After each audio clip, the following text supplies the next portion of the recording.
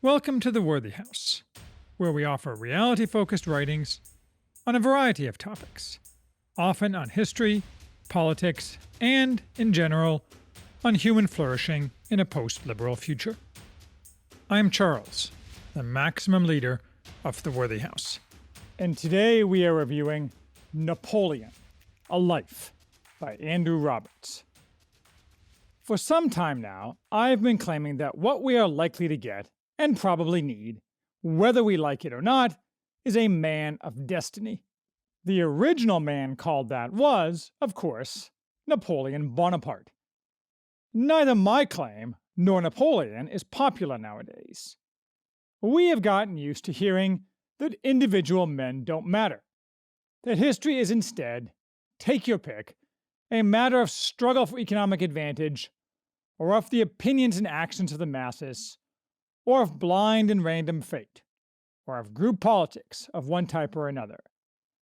This book, Andrew Roberts' generally positive take on Napoleon, shows the falsehood of those claims, and proves that what matters is men.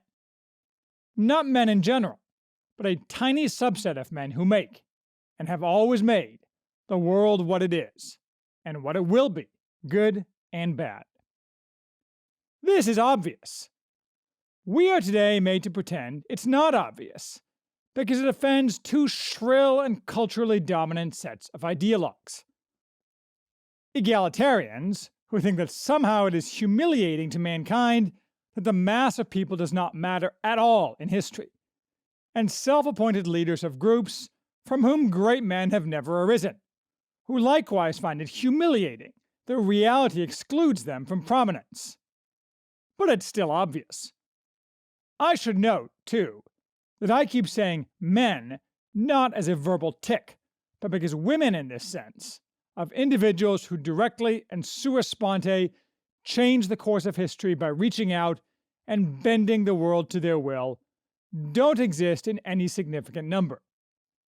Certainly, the sum total of such women who have ever existed can be counted on the fingers of one hand, if there are any at all. Now that I mention it, in fact, I can't think of any. Thus, of course, feminists are prominent among the latter set of offended ideologues. It's not that women are not very important to history, but in the nature of things, their influence tends to be indirect. The essential differences among men and women make it unlikely that any woman has ever wanted to be like Napoleon, or his forerunners such as Alexander and Julius Caesar, since megalomania is a nearly exclusively male trait.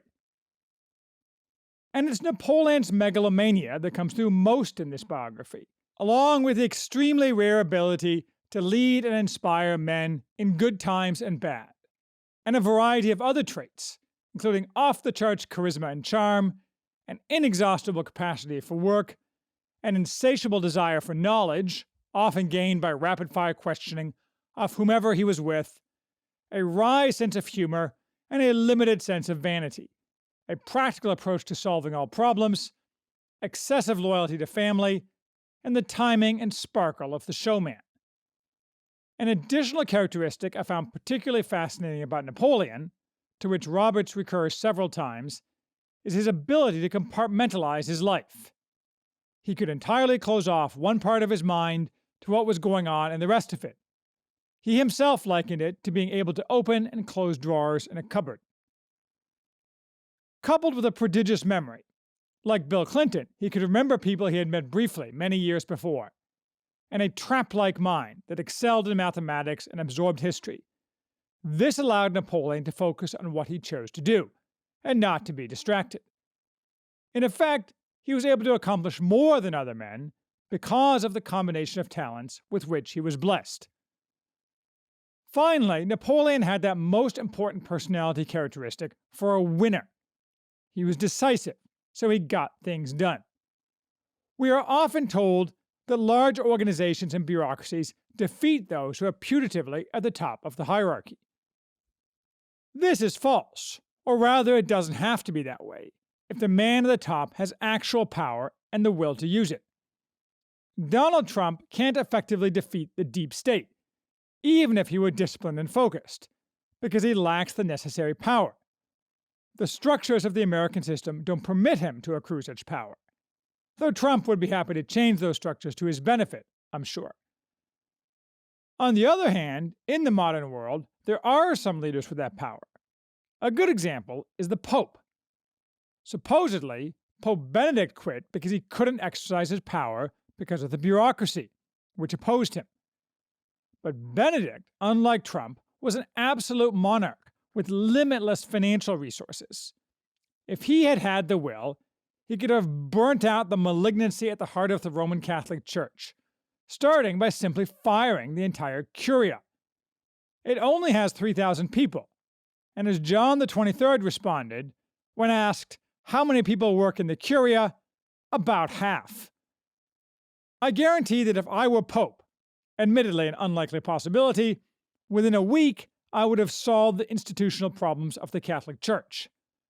Napoleon would have done it in 2 days. I would have a lot of new problems as a result, but those can be dealt with in order of priority, another thing at which Napoleon excelled. The career of Napoleon proves that things like that can be done, but they need the right person to do them. Not that Napoleon didn't have faults. Like Julius Caesar, he was fond of generously pardoning his enemies and those who betrayed him, and also like Caesar, this harmed him in the end. He had a lot of bad character traits, too. He was an inveterate liar, compulsively unable to admit the magnitude of defeat, or any defeat. He was sometimes brutal, though in some cases he was willing to admit it, and admit the error. He cheated at cards, but he could not face losing, although he paid the money back afterwards. But what Napoleon was not, most of all, was a prototype of the mass killers of the 20th century. This, apparently, has been a very common comparison for decades, although it is transparently silly. If anything, Napoleon was more like a megalomaniac bureaucrat, desperate to create a new system and indifferent to the human cost to the little people. The dictators of the 20th century killed for ideology, and killed a vastly greater number of people, both absolutely and in relative numbers. Their progenitors were the men of the Committee of Public Safety, of whom Napoleon was the heir in time, but not in thought. He had no ideology at all, other than wanting glory for himself and for France, between which two he didn't distinguish much, and he didn't kill anyone deliberately except soldiers and others directly opposed to him.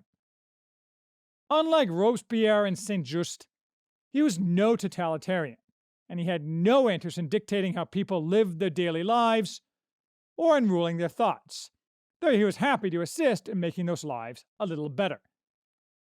Napoleon did not even want to dictate the details of how conquered countries and territories were to be governed. Rather, like all such conquering men before the 20th century, he was driven by an internal spring wound around his ego, and not given to overmuch self-analysis as to how or why he got that way, or to who had to bear the costs of his choices.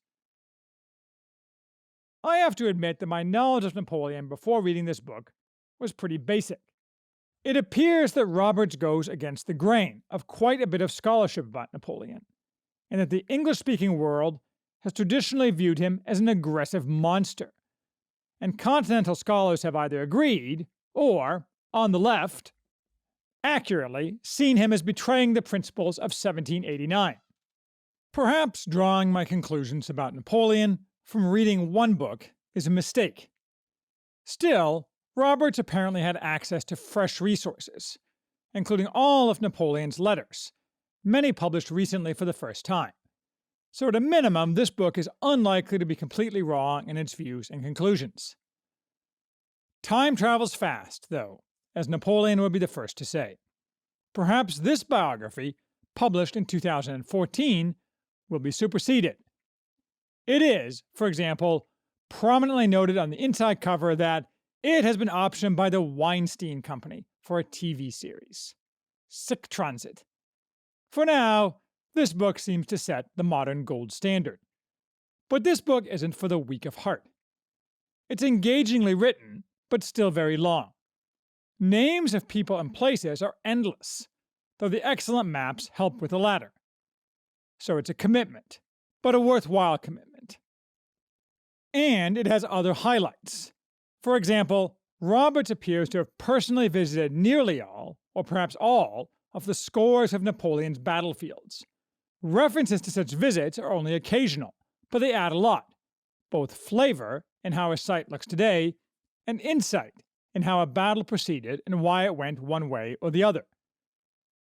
The author is, for this reason and because of his writing, outstanding at giving the feel of battles, a very difficult and hard to pin down ability in an author, but one which makes this book much more than a dry recitation of the facts of battles, even though battles take up many of its pages, just like they took up most of Napoleon's life.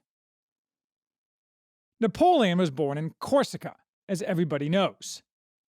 Corsica is beautiful, though not a place of wealth, then or now.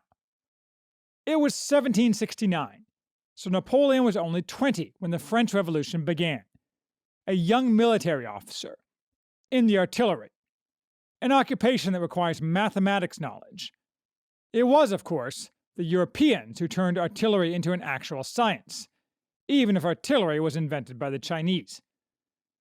He generally sympathized with the revolution, liking some of its ideals, such as meritocracy and that it promised more autonomy for Corsica, though ideology as such was totally unimportant to him. As seems to have been the case for officers in many pre-modern militaries, he sometimes showed up for duty, and sometimes didn't, spending many months in Corsica dealing with family business matters. Napoleon was a reliable Jacobin in his concrete actions, though, and was instrumental in recapturing Toulon from the British for the nascent Republic in 1793, the first major battle in which he personally participated, and where he showed his customary personal bravery. So, at 24, he was made a general. He ended up in Paris as the terror concluded and power was solidified by the central government, a process Napoleon helped by scything down rebellious sans-culottes with grape shot in the autumn of 1795. His success there enhanced his public profile and benefited both himself and his family. The new Directory gave him command of the army of Italy, fighting the Austrians and the Italians, the latter playing second fiddle, like always, and conquering the entire peninsula, although Italy was only one of the many fronts on which France was then fighting. Then he partially defeated the Ottomans in Egypt, discovering the Rosetta Stone and causing a fashion sensation for things Egyptian in Europe. All the scientific documents he left behind, hundreds of thousands, were burned in 2011 during the so-called Arab Spring uprising, showing why the West should never return anything of value to the Third World countries from which they stole them. After all, for example, the Elgin marbles wouldn't exist if the British hadn't taken them, since the Ottomans used the Parthenon as a powder magazine. After returning to Paris in 1799, Napoleon seized power from the Directory in the coup of 18 Brumaire. The annoying French revolutionary calendar was, thankfully, retired a few years later, becoming, shades of Augustus, first consul, backed up by, somewhat fraudulent, plebiscites confirming his new role under a new constitution. That was supposed to be for 10 years, but by 1802, Napoleon had had himself declared consul for life, then in 1804 had himself declared emperor, accompanied by another plebiscite, whereupon he famously crowned himself, with the Pope standing by. Although the vote totals were altered, there is no doubt that the mass of French, high and low, were happy to have Napoleon in charge. Anarchy becomes tiresome after a few hours, much more so after a few decades. Occasional conspiring grumblers, whether Jacobin terrorists or Bourbon restorationists, had to be executed, but at this point Napoleon, an unalloyed success, was pretty much on top of the world. Following some more fighting in Italy, in 1802 the Wars of the Revolution had already formally come to an end, through the Peace of Amiens, signed with Britain. It wasn't much of a peace, though, since by 1805 the Third Coalition had been formed to combat Napoleon, combining Britain, Austria, and Russia, the Holy Roman Empire, and a few others against France. This set of campaigns contained many of the most famous Napoleonic battles, such as Ulm and Austerlitz, as well as Jena, where Hegel saw him riding through town and maundered on about his world soul, a phrase that was used a little too much at times in the 20th century. Following that, I should speed up, or this review will never end, came the disastrous Peninsular War, the even more disastrous invasion of Russia, the loss of the Battle of Leipzig, abdication and exile to Elba, the return and the 100 Days, final defeat at Waterloo, and exile to St. Helena, where after nearly 6 years, Napoleon died at 51. Not apparently poisoned, something Roberts totally rejects, rather of stomach cancer, of which his father also died at 38. During all these incessant wars, Napoleon managed to do a lot of other things. Some of that was having affairs with a wide variety of women, but he also managed to oversee the creation of the Code Napoleon, replacing the hodgepodge of customary law and Roman law that applied in different places in the empire. To Americans, or at least Americans until a few years ago, codified statutory law on the Roman model was inferior to the common law model of organic development that we inherited from Britain. On the other hand, the Code Napoleon didn't purport to have a rule for everything, but rather laid out general principles within which judges could work. Thus, it had elements of the common law as well. To us today, groaning under tens of thousands of pages of unreadable and ever-changing federal statute law, and hundreds of thousands of pages of mostly unconstitutional administrative law, the light touch of the Code Napoleon can only seem like the greatest beneficence. And to the extent it created more certainty and equality before the law among Frenchmen, it was certainly a great accomplishment.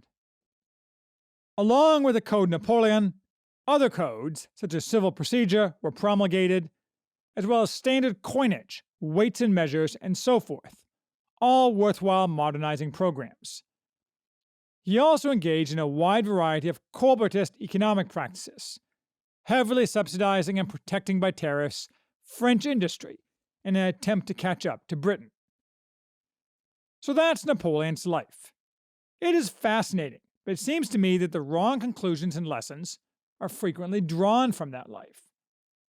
For example, Napoleon is often viewed as an avatar of the Enlightenment in contradistinction to prior monarchic darkness. But that is obviously wrong. He certainly didn't want the Bourbons back, because they would have executed him, and he didn't want the social structure of pre-revolutionary France back either. Too many incrustations and decadences make a society sclerotic, something on full display in late monarchical France. This is something modern conservatives often fail to recognize.